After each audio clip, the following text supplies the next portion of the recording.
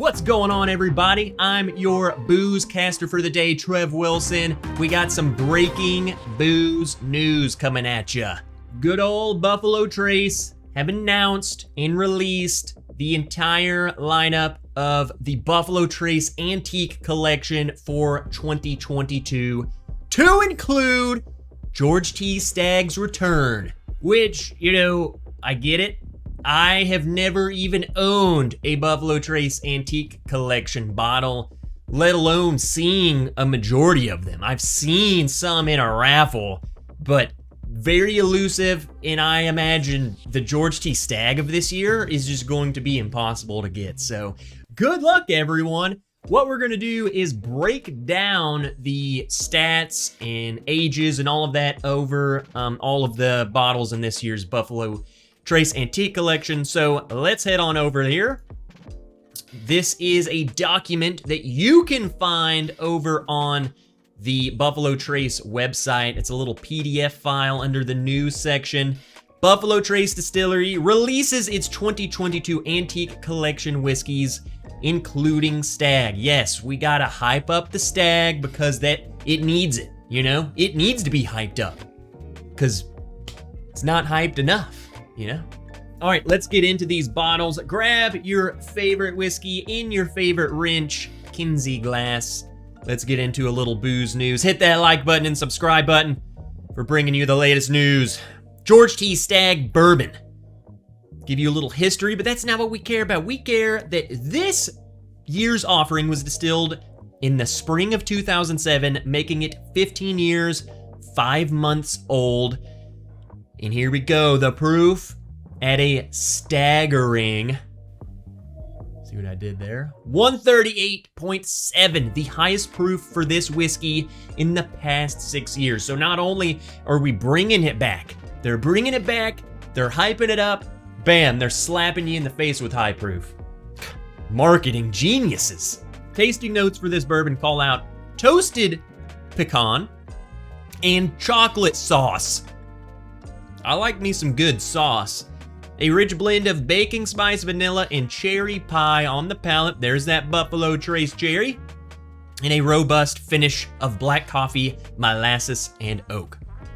Sounds interesting. That proof, definitely gonna get people fired up. It was already people getting fired up because of the whole speculation of why did they do it this year, blah, blah, blah. What are they doing? Mass hysteria, well, it's back and with a vengeance. Moving on, the William LaRue Weller Bourbon, which, by the way, one of my favorite bottles I've ever tried, but it was a sample at a bar many years ago. So who knows, maybe I've outgrown it, but it was very, very good. Probably the favorite of the antique collections that I've personally tried. The uncut, unfiltered, weeded recipe, the William LaRue Weller, blah, blah, blah, double gold, whatever. The 2022 release was distilled in the spring of 2010, and barrels were aged in CK&N, if that means anything to you. This bourbon registers at 124.7 proof. So how old does that make it? Let's do a little math here. 2022, 2010, it's 12. 12-year-old bourbon. I think stuff like that makes people go after the other Wellers even more, because you see Weller 12, and then William LaRue Weller, they're both 12, and I don't know, it just makes people go crazy over the other bottles. I think that's how all of the other ones originally got its hype, is because it's Pappy Light, it's the same age, whatever. But very good bottles nonetheless. Thomas H. Handy Sazerac Rye Whiskey is an uncut, unfiltered rye whiskey. Last year's release earned a 97 points. Can you believe it? But what about this year? This year's Handy. Who doesn't love a good old Handy? Was distilled in the spring of 2016, aged in warehouses I, L, and M. Weighs in at a hearty 130.9. There we go. The highest proof for this whiskey since 2012. So coming at you. Tasting notes include floral notes, anise, marmalade, and meringue.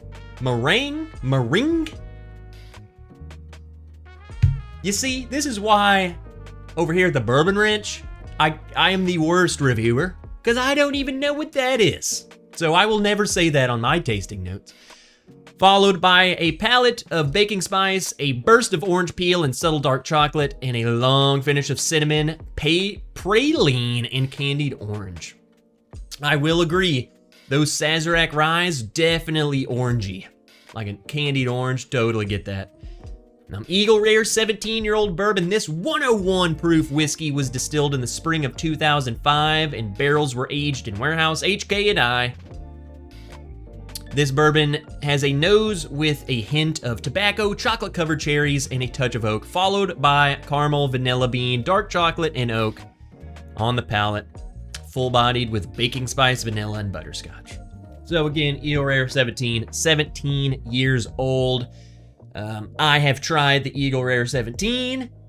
I personally wasn't blown away by it. And again, I know the years are different, but the year that I tried of it, it was just like a glorified Eagle Rare to me. So it didn't seem that much different. An oakier Eagle Rare is what it reminded me of. So take that with however you want to take it.